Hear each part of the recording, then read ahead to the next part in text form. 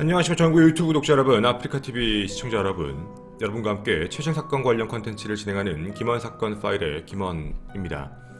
오늘 여러분과 함께 진행하게 될 사건은 작년에 발생됐고 올해 4월 달에 최종적인 결론이 났습니다. 지금 여러분이 제목에 보시는 바와 같이 살인사건이 났다라는 부분인데, 정말 우발적이었을까 아니면 계획적이었을까에 대한 문제를 여러분과 함께 고민해보고자 합니다. 오늘 이 내용은 주의 깊게 영상을 잘 봐주시면서 함께 이해해주시면 더 좋겠습니다. 여러분과 오늘 함께 보게 될 날짜부터 가도록 하겠습니다.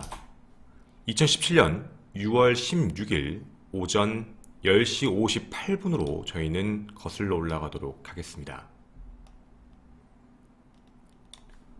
실제 CCTV 화면입니다. 편의상 하나씩 상황을 설명드리면서 가도록 하겠습니다. 오전 11시경이었습니다. 앞으로 자신의 벌어질 운명이 무엇인지 모른 채 한 남자가 건물로 들어가는 모습이 보이실 겁니다. 그리고 이 이후에 편집된 사진은 약 4분 뒤입니다. 약 4분 정도가 지난 뒤에 아주 놀라게 다급하게 한 남자가 건물에서 뛰어나옵니다. 이때 당시에 진술에 대해서 저희가 다시 한번 말씀을 드리겠습니다. 이때 당시에 어떻게 얘기를 했냐면, 저 옆집이었는데 누가 갑자기 문을 열더니 문을 막 두들리고 피를 엄청 흘리고 있었어요. 그러면서 저한테 했던 얘기가, 아저씨 좀 저 신고 좀 해주세요, 저 좀 도와주세요 라고 옆에서 얘기를 하고 있었습니다. 이 이야기를 들은 이 이웃은 너무 놀래서 바로 신고를 해서 경찰을 데려와야겠다는 마음에 집 근처에 있는 경찰서로 뛴 겁니다.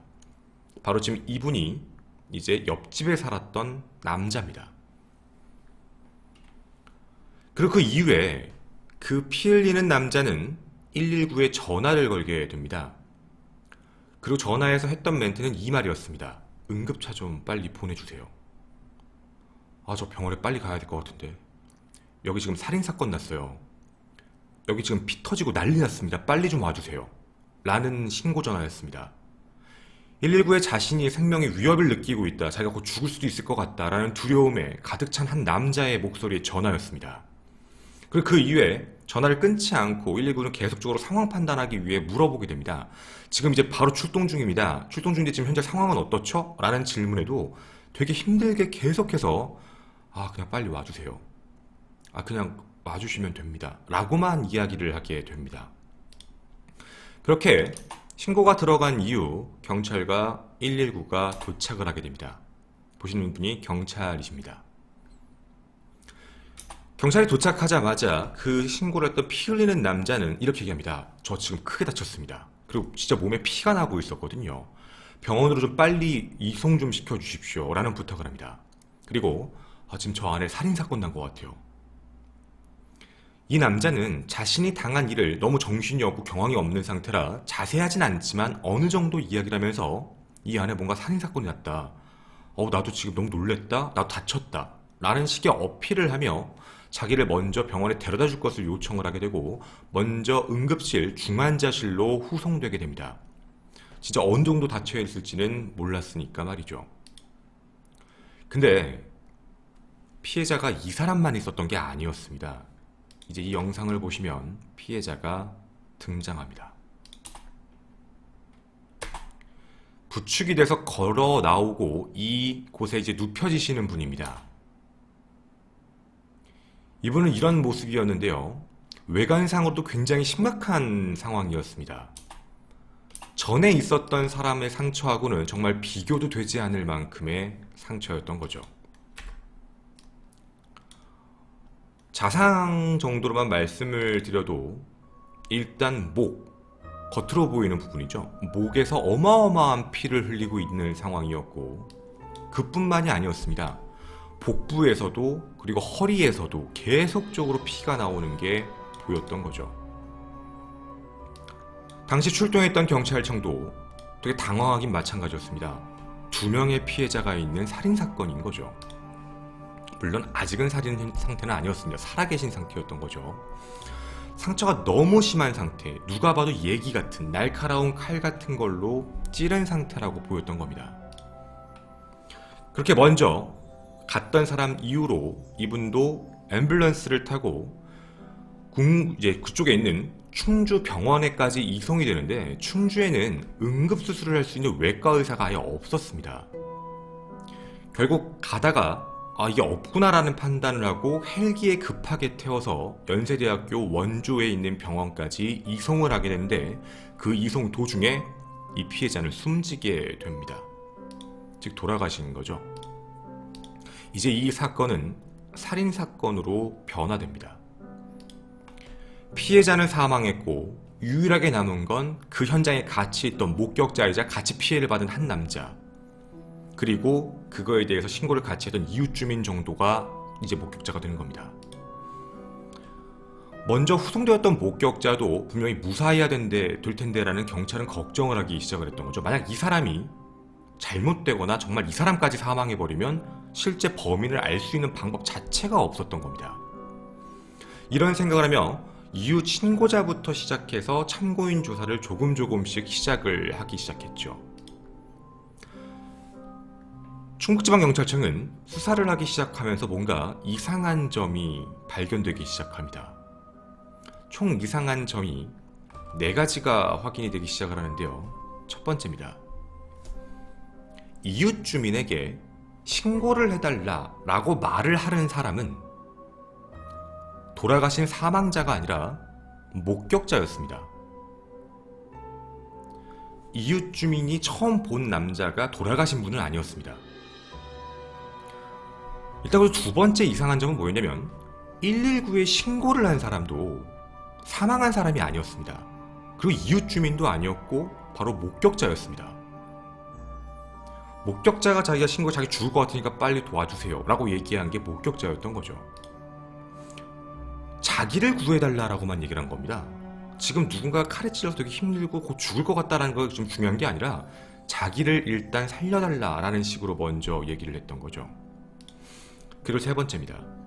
경찰이 또 이상하게 본 건 사건 현장의 CCTV부터 지금 여러분이 보신 영상은 차량용 블랙박스였습니다.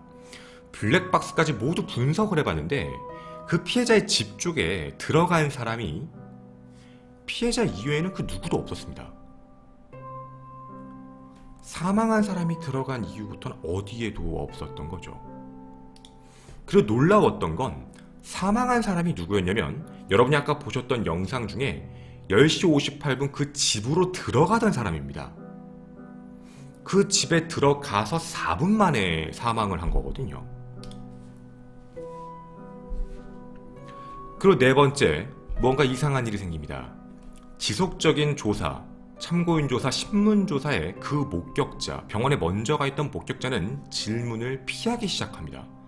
그 질문에 답변을 잘 안 하고 경찰의 조사 협조를 잘 안 하기 시작한 미온적 태도를 보이기 시작을 했던 거죠. 그리고 병원 관계자도 이상한 소리를 하기 시작합니다. 아니 이 사람 사실 이거 별 상처 아니거든요. 생명에 전혀 지장도 없고 그냥 치료만 받고 좀 꼬매고 나가면 되는 건데 자꾸 우리한테 입원하고 싶다.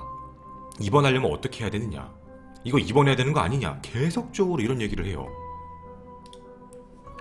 경찰은 지금 이 이상한 점 4가지를 들어서 분명히 뭔가 느낌이 이상했던 겁니다.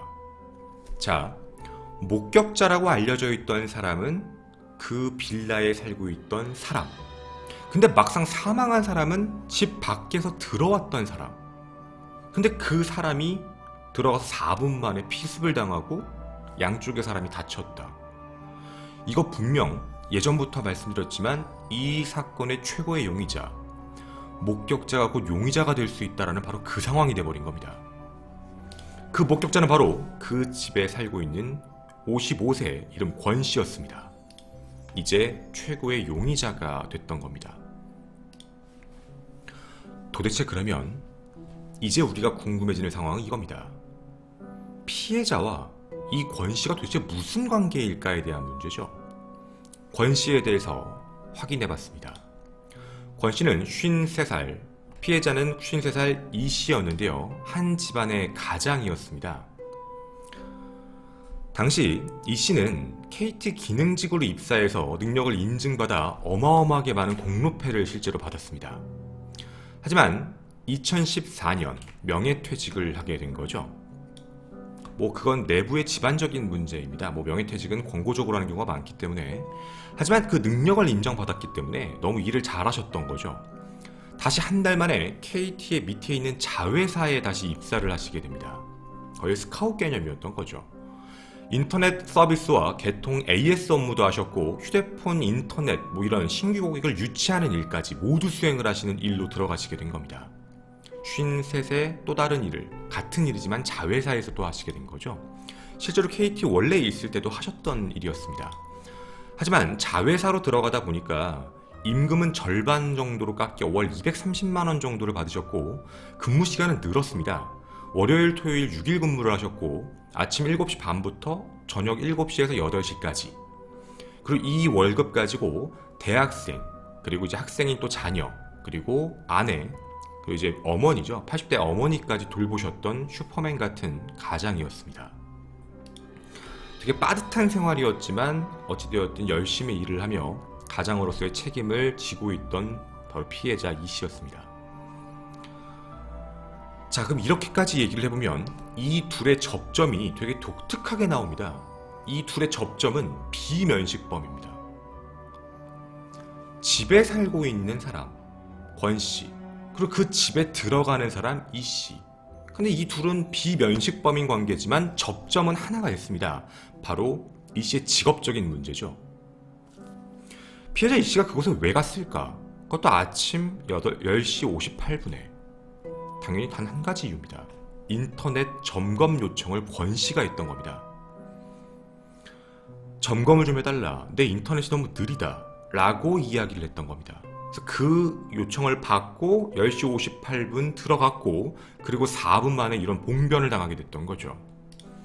우리가 이렇게까지 얘기하면 이제 범인의 윤곽은 어느 정도 잡혀있는 상태가 된 겁니다.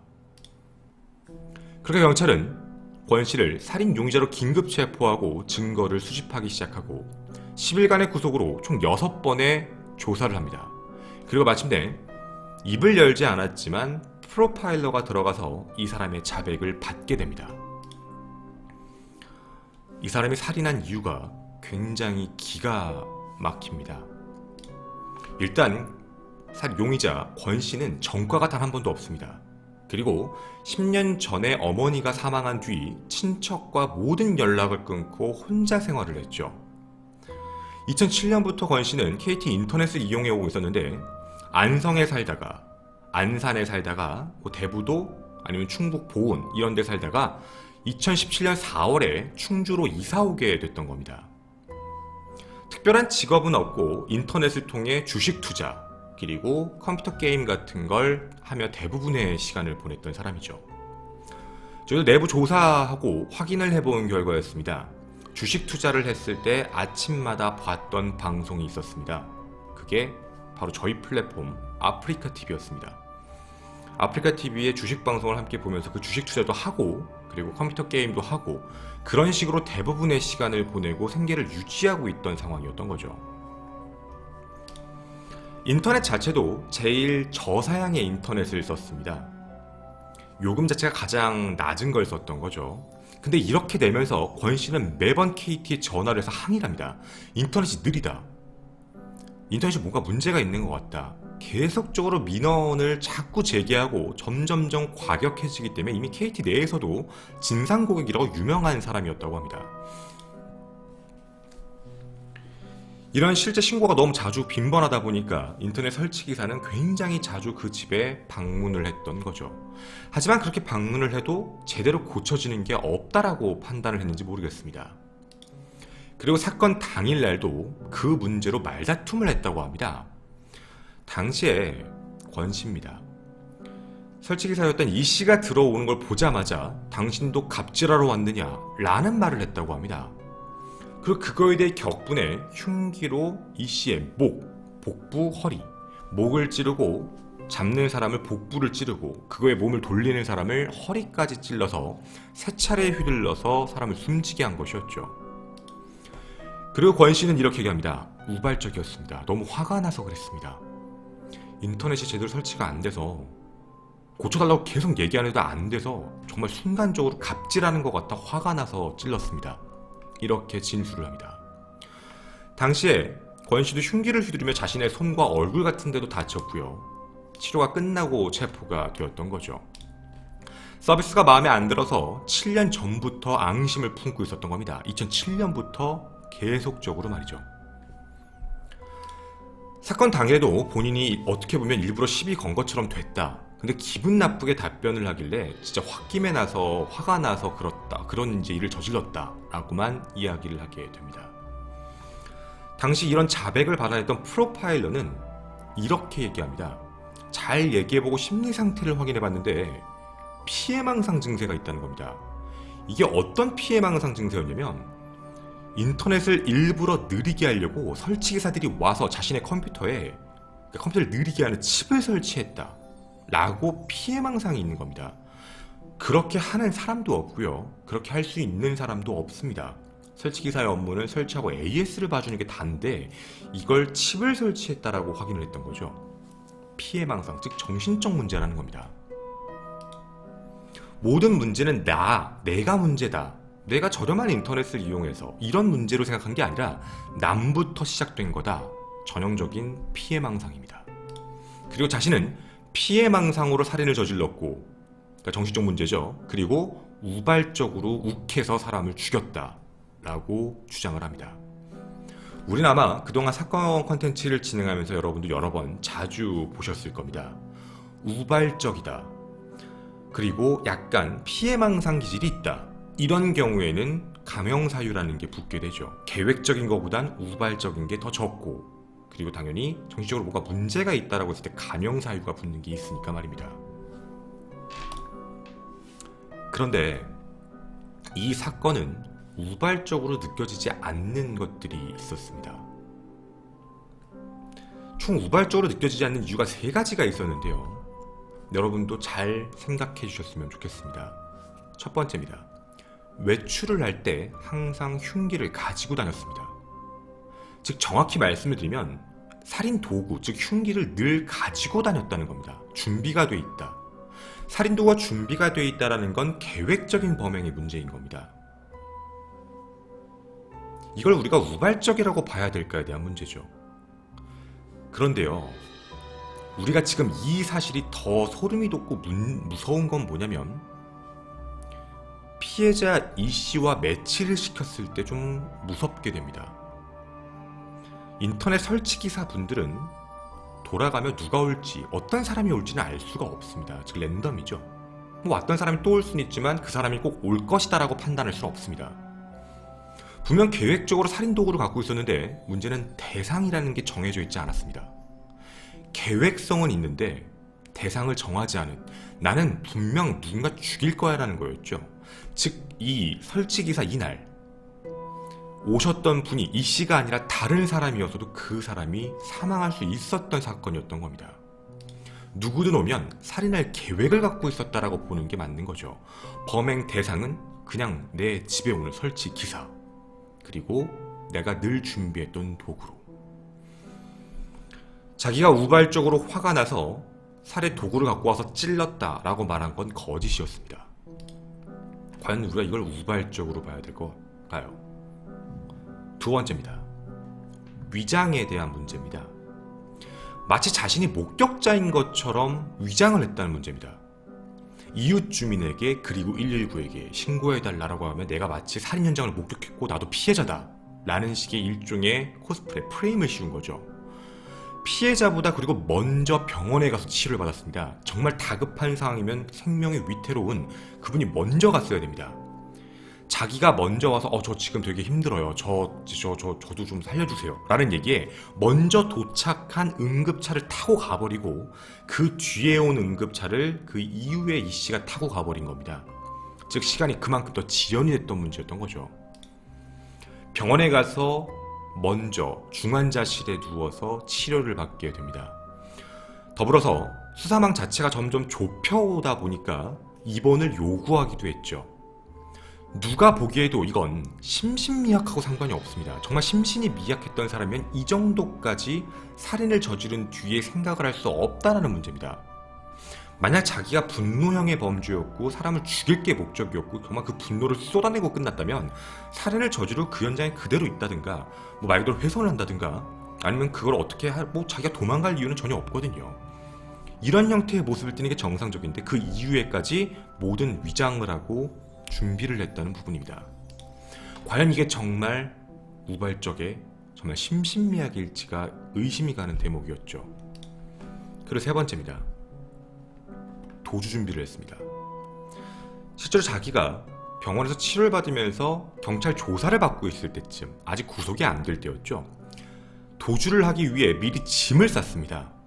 그리고 경찰 조사 결과 확인됐죠. 짐을 싼 흔적이 확인됐고 돈 200만 원을 인출했습니다. 즉 언제든 문제가 생기면 구속을 피하고 도망갈 준비를 하고 있었던 겁니다. 정말 우리가 이 사람을 뭔가 이 사람은 그냥 괜찮은 사람? 그쪽이 아닌 이 사람은 조금 뭔가 심신미약이 맞을 것 같아. 그 정말 화가 나서 그런 것 같아 라고 보기에는 좀 이상한 부분이 많았던 겁니다. 이 세 가지의 근거로 경찰과 검찰은 절대로 우발적일 수 없다 라고 이야기하게 됩니다. 그렇게 검찰은 결심 공판에서 무기징역을 구형합니다. 절대로 우발적일 수 없다. 이건 계획적이다. 근데요, 범인이 재판에 들어가기 전에 이런 얘기를 합니다. 죽을 죄를 졌습니다. 범행 당시 일부가 잘 기억이 나지 않습니다. 이런 얘기는 왜 하는지 아시죠? 자신의 의지대로 하지 않았다는 걸 어필하기 위한 방법입니다. 우발적인 범행임을 참작해 주십시오. 인터넷 속도가 느려서 주식 투자를 했다가 손실을 봐서 화가 나서 그랬습니다. 라고 이야기를 합니다. 인터넷의 문제로 자신의 주식에 문제가 생겼다라는 표현인 거죠. 정확하게 표현을 해드리기가 좀 애매모호하긴 한데 당시에 이 사람이 인터넷 속도가 느려서 주식 투자를 했다가 손실을 봐서 화가 났다라고 하는 부분은 어떻게 보면 자신의 문제입니다. 근데 그거에 대해서 모든 탓을 남에게 돌리고 있는 거죠. 즉 반성의 기미는 눈꼽만큼도 없습니다. 다음 말이 더 잔인한 얘기였습니다. 그때 숨졌던 인터넷 기사는 달아날 기회가 충분히 있었음에도 불구하고 그러지 않아서 살인사건으로 이어진 겁니다. 정말 말도 안 되는 이야기죠. 달아날 기회가 있는데 달아나지 않아서 살인이 된 거다. 피해망상이 정말 심한 상태라는 건 알 수 있겠습니다. 문제는 자기가 먼저 공격을 한 그 시간 사이의 텀이 4분도 걸리지 않았다는 겁니다. 와서 인터넷 설치가 잘 느리다. 인터넷 설치해서 부품 해체하고 하는 데까지 시간도 오래 걸립니다. 그러면 우리가 볼 수 있는 건 이 시신을 아마 들어오자마자 컴퓨터에 대한 걸 확인할 수도 없는 상태로 권 씨를 마주하자마자 피해를 입었다라고 보는 게 정확합니다. 정말 계획적이었던 거죠. 그렇게 재판이 시작됩니다. 유족은 탄원서를 올리게 됩니다. 말이 되지 않는다는 거죠. 재판이 시작될 때 피해자의 사실 자제분이 이런 이야기를 합니다. 아버지가 아침에 저를 학교에 태워다 주고 간 것이 마지막이 될 줄은 정말 상상도 못했습니다. 아버지는 저희 가족을 먹여 살리기 위해 열심히 일만 하셨습니다. 공부에 집중도 안 되고 힘도 없고 무기력하고 금방이라도 아버지가 집에 돌아오실 것 같습니다. 아버지가 정말 보고 싶습니다, 판사님. 이게 유족, 자제분의 최후 진술입니다. 1심 재판부는 청주지방법원에서 열렸습니다. 2017년 11월 2일에 열리게 되는데요. 피고인은 인터넷 서비스가 만족스럽지 않다라는 납득하기 어려운 이유로 범행 도구를 미리 준비했다는 걸 인정합니다. 그리고 무작위로 호출된 기사에 대해 살해하기로 마음먹은 건 사실이다. 즉 우발적이라고 보기 어렵다라는 표현이죠. 이로 인해 일면식도 없는 피해자가 무고하게 숨지는 결과를 초래했고 유족들에겐 씻을 수 없는 상처를 주었다. 피해자가 도주하지 않고 현장에 있는 바람에 범행을 저질렀다라는 말 자체는 반성도 없는 것이고 타인의 존엄한 생명성에 대한 부분을 존중하지 않는 것, 즉 우리 사회와 공존하기 어려운 상태이다. 씻을 수 없는 과오에 대해 진정성 있는 반성이 필요하다라고 하며 1심 재판부는 무기징역을 선고합니다. 그리고 10년 위치 추적 전자장치 부착명령까지 재판에서 내리게 되죠. 즉 무기징역입니다. 그런데 이 악마는 당시 이 재판 결과에 불복합니다. 항소를 냈던 거죠. 왜 그랬냐면 난 너무 억울하답니다. 나 이거 우발적이다. 계획성 진짜 없다. 우발적으로 한 거고 난 정신적으로 조금 문제가 있다. 기억도 나지 않는다. 이 부분을 참작해달라 라고 이야기하며 항소를 곧바로 하게 됩니다. 하지만 검찰은 2심 재판에 이런 요청을 합니다. 항소는 택도 없고 항소를 받아줄 이유도 없다. 항소 자체를 기각해달라고 재판부에 요청을 하게 됩니다. 2018년 올해입니다. 6개월 전인 4월 19일 항소심이었던 대전고등법원에선 중형을 선고함으로써 이런 일이 반복될 가능성을 조금이라도 낮추는 게 타당하다라는 이유로 항소심 자체를 기각해서 확정 판결로 끝내게 됩니다. 즉 이 악마는 무기징역으로 현재 수감 중입니다. 두려운 점은 이겁니다. 무기징역이었던 사람이 전자발찌 부착명령, 즉 언제든 나중에 25년, 30년형을 살고 나왔을 때 풀려날 수 있을 가능성입니다. 과연 그렇게 됐을 때 우리 사회에 나와서 이 사람이 어떤 삶을 살까요? 물론 25년 이후에 출소하게 되면 나이는 거의 80대입니다. 80세의 사회에 나온다라고 한다면 사실 어떻게 살아갈지는 모르겠습니다. 나이가 좀 있는 까닭에 어떻게 보면 잠재적인 사형과 비슷한 구형이라고 볼 수 있겠지만 정말 양심이 있다면 죄라도 조금이라도 뉘우쳤으면이라는 생각이 드는 대목이기도 합니다. 그리고 조금 마음이 아픈 건 똑같은 어떻게 보면 피해망상살인. 하지만 우리가 앞서 다뤘던 사건에서는 징역 30년, 이번 사건에선 무기징역. 좀 아쉬운 면도 없지 않아 있습니다.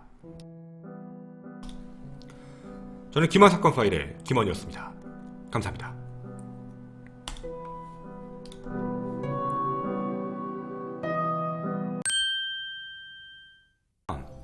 생각을 해보면 지역사회의 문제도 하나가 나왔던 거예요. 뭐냐면 대낮에 사람이 이제 피해자가 칼에 찔려서 이제 사망할 위기였어요. 분명히 걸어 나왔잖아요.